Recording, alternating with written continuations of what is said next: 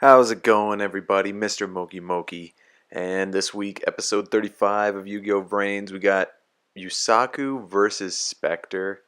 Um, and I was pretty excited for this duel. And there was a lot of good stuff that came out of this episode.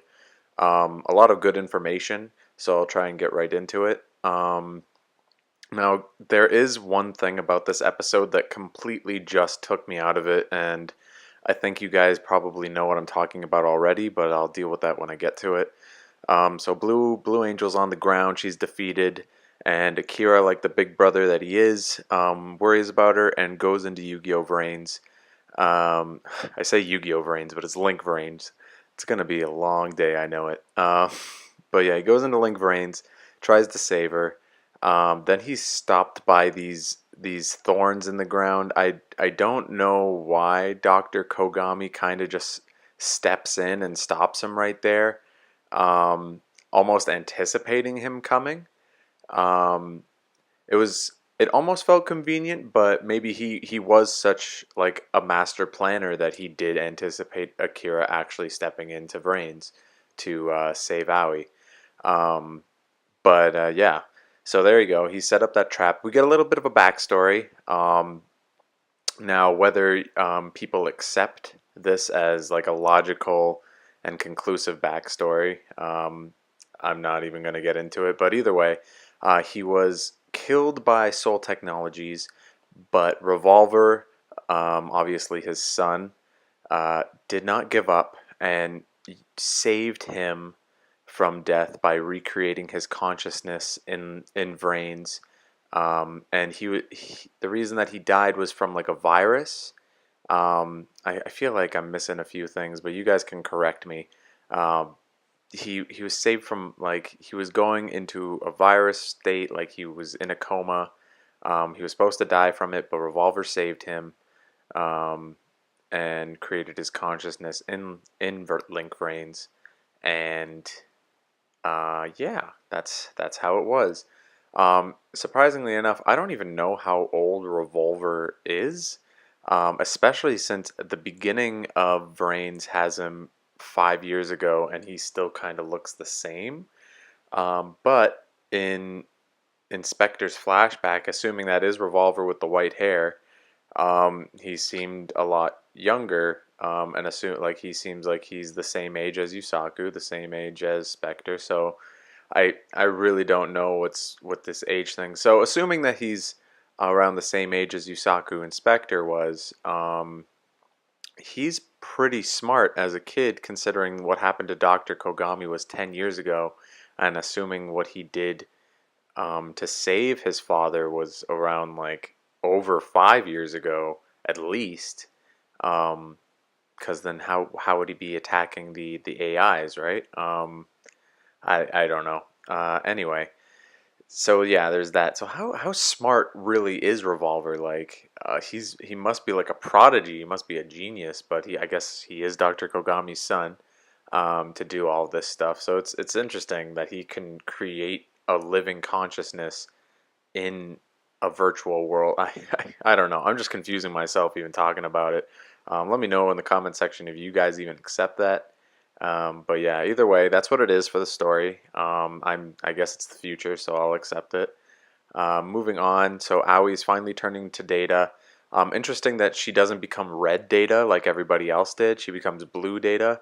Um, I assume that was a design choice. I can't even talk. A design choice because she was Blue Angel. Um, I feel like that probably wasn't the best move because it's very incoherent to the story now. Like, why is she Blue Data? Um, but yeah, maybe she's Blue Data because Spectre made her that way, so that he can hold her data. Um, that'd be more interesting, because it seems like that when the data kind of flies off into the sky and then goes towards Spectre.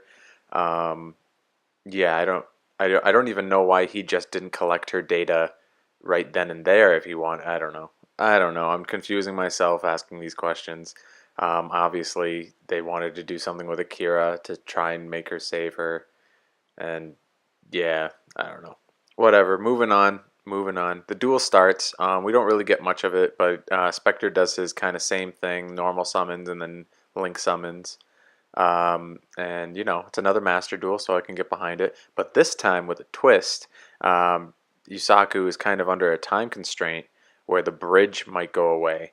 And if he can't make it across the bridge in time, then he's going to have no way to go to that tower. So we have a little bit of a time sensitive duel going on. So that's okay. Um, yeah, so we learn a little bit more about Spectre's backstory, and it's interesting what he says. He says that Blue Angel was not strong enough; she didn't even deserve me at my full power, which is such a slap in the face to all of those Like I thought Blue Angel really did put up an honest to God good fight, but fuck, man, he just spit in her face. I don't know. I do not know. It kind of feels bad, man. Feels bad. Um, but then we learned that Spectre was one of the children, one of the 6 children who was captured by Soul Technologies and brought into this. And he was like Yusaku, and Yusaku really was expecting something like a different answer from Spectre. Like, why was Spectre, and this is what I loved about this episode, why is Spectre like even siding with the Knights of Hanoi? He should be on his side. He should be on Playmaker's side to help fight against the Knights of Hanoi to deal with their wrongs. Like after all of the wrongs that they have done to Yusaku, how could Spectre stand with them? And the reason is that Spectre didn't feel like he was done anything wrong. In fact, that whole thing gave his life purpose. So then it's it's now become um, it's now become something of subjective view.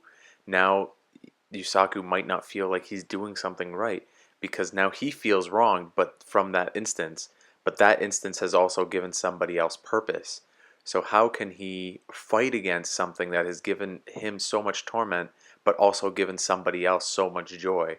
Then it doesn't make him feel like he's on the side of right anymore. It seems like he's just doing something selfish out of his own um, personal sense of justice. And that was an amazing part of this episode. I love that.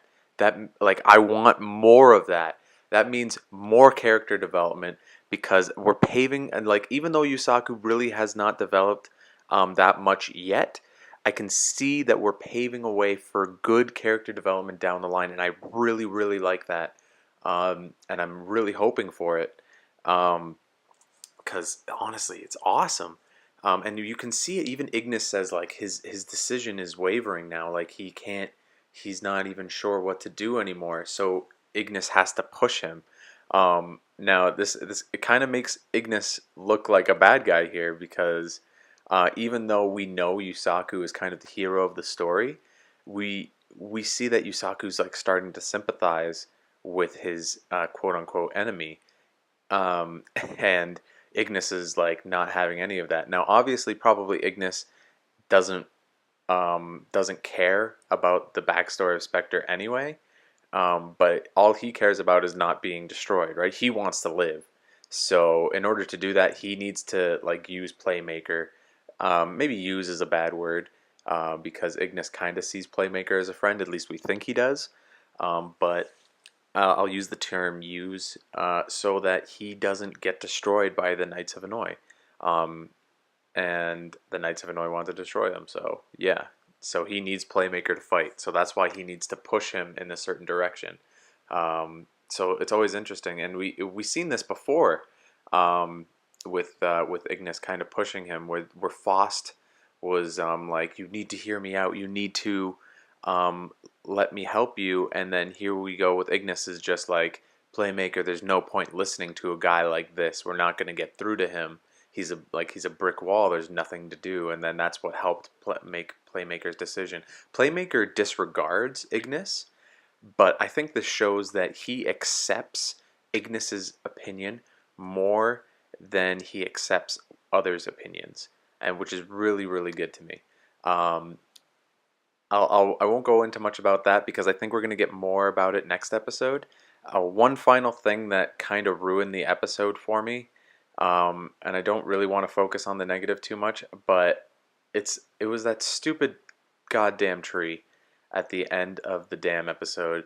Like, Spectre says he remembers it as clear as day or whatever. Like, he was a goddamn baby, and like all we see is like him as an infant being protected by this tree from rain, like this mystical tree.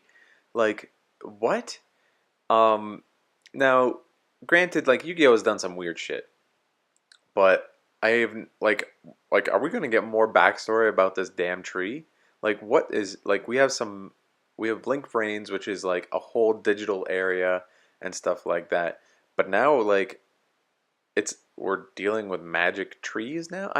I have no idea. Like, and I'm not saying like I wouldn't accept the idea of a magic tree, but it just seems like there's there was no lead up to ever having anything like magic trees in Yu-Gi-Oh. Like what? I don't even know what to say. Um, because it's so weird. Like, it just came out of left field. Like, yeah, it explains like Spectre's deck. Um, but what I I don't even know. I don't even know. And like for him to say like he remembers and like he cares about that tree and stuff like that is almost as stupid. It's actually pretty stupid. As as Broly like fucking being mad at Goku for crying when they were babies. Like, it's so stupid, so dumb. Um, and that's honestly what ruined the episode for me. And to like, that's so sad because the episode really had a lot of good stuff going for it, especially with that character interaction between Yusaku and Spectre. I don't. That stupid damn tree. I don't know. I do not know anymore. Anyway, I hope you guys enjoyed. Let me know what you guys think in the comment section down below. Remember to like, comment, and scrub scribe, and I'll catch you guys in the next one. Peace.